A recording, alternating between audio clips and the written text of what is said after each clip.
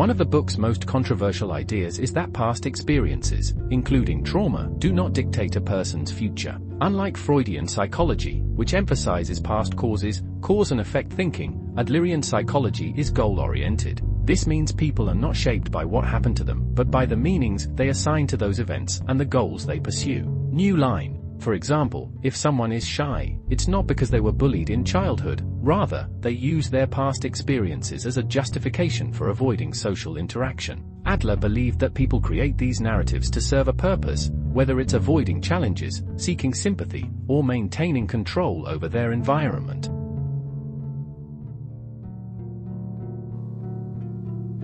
The book asserts that nearly all of our problems stem from our interactions with others. Whether it's seeking approval, feeling inferior, or fearing rejection, our struggles are rooted in our relationships. New line. Adler introduced the concept of separation of tasks, which means recognizing what belongs to you and what belongs to others. People suffer because they take responsibility for things outside of their control, such as how others perceive them. The philosopher in the book teaches that if we stop trying to control other people's opinions and focus on our own life, we free ourselves from unnecessary suffering.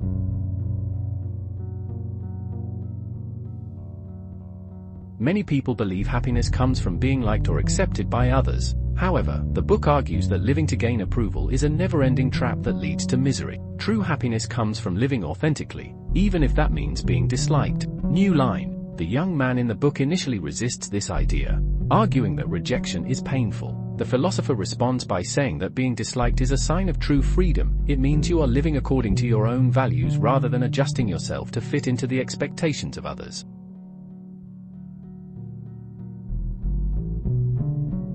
Adlerian psychology teaches that people suffer from feelings of inferiority, but often misuse these feelings as excuses. Instead of seeing inferiority as a motivation to grow, people may turn it into an inferiority complex, convincing themselves they are incapable and giving up before they even try. New line. For example, a student may say, "I'm not smart enough to succeed," not because they truly lack intelligence, but because failing would be painful. By claiming an inherent limitation, they avoid the risk of failure. The book encourages readers to recognize these self-imposed barriers and overcome them by taking action.